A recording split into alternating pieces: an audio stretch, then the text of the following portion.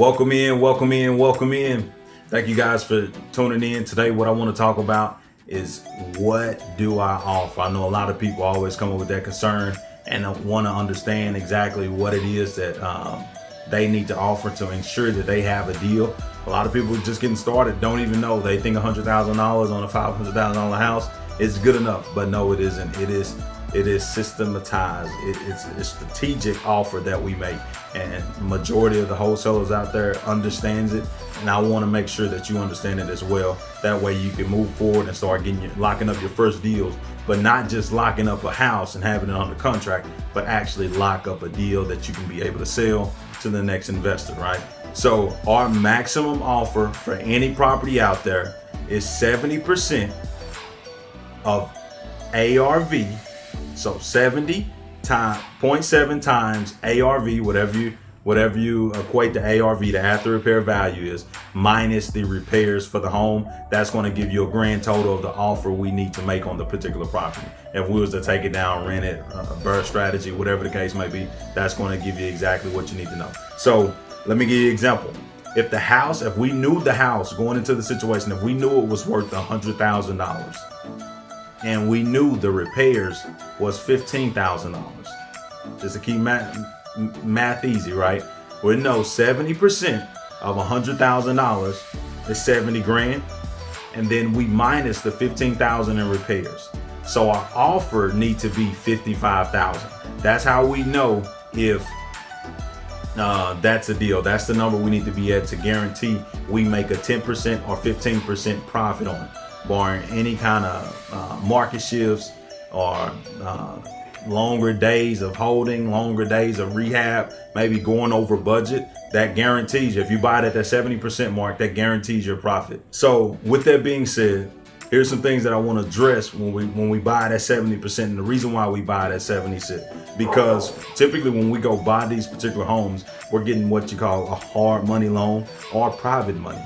Either way, a private money lender is maybe your uncle or maybe someone you networked with and found that they had money and they was interested in lending. A hard money lender is just basically somebody that's there for fixer and flippers or rehab guys that's doing the exact same thing the mom and pop shop or the private lenders are doing, just on a much bigger scale, and they're advertising as an actual business. Private is just one sole individual or a group of sole individuals that's put their little bitty money together and provided enough to fund your deal. So this is what you got to take in consideration.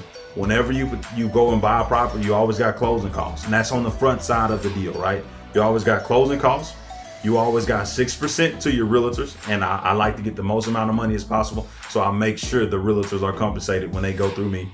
So 6% to the realtors, 2% down as far as down payment for the loan for the hard money lender, and a lot of times it's the exact same thing for a private money lender, unless you guys work out some terms. So we got closing costs. We got 2% to a lender in the form of down payment. And then every month, depending on it's your first rehab or your 10th or 12th, right?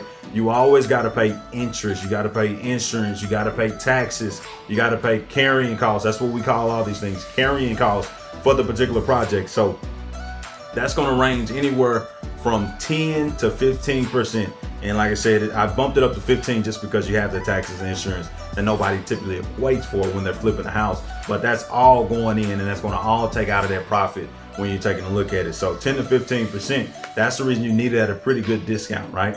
So you got all that, the cost of your money, your carrying costs, and then ultimately, like I said before, the sale of the property. So paying your realtors to sell the property for you. And typically when you sell a property, that's 6%. You always got your seller's closing costs you got to take care as well. And then 90% of the homes that I've actually sold have always had some form of concessions where a seller is actually asking for some kind of money to be brought to the table. So we got to understand this is all put out there, and we got to take in consideration everything when we buy this particular property. We can't buy it at 80% because we know we need to pay our realtors. We know we need to pay for our money in a form of down payment. We know we need to pay for money in a form of interest payments, interest only payments, and then insurance and taxes. And we know we got the water bill, the light bill, the maintenance to keep up with the house. And then just in case we got 15 grand for our rehab, just in case, because I will probably say 90% of the people out there that do rehabs probably go over budget every time. Whether it's $1,000 or $5,000, I don't know. That's up to them.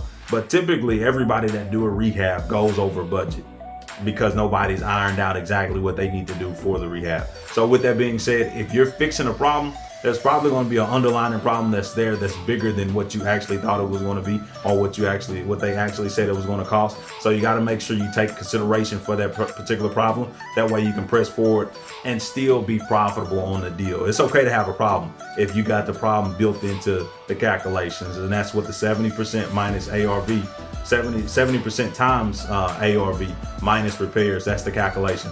And every time we do that calculation, it's going to always net us 10 to 15% on the flip. Now, if everything go A1, right, you calculated the repairs, you calculated at 15, and it only took you 12, right, that's profit. If it's sold in 30 days and not in 6 months, that's profit. So these things you got to take in consideration as well. But when you take the 70% times ARV, after repair value, minus the repairs, that almost always guarantee you 10% to 15% profit. I've never went wrong, even on properties where we went over budget $10,000 because some things came up.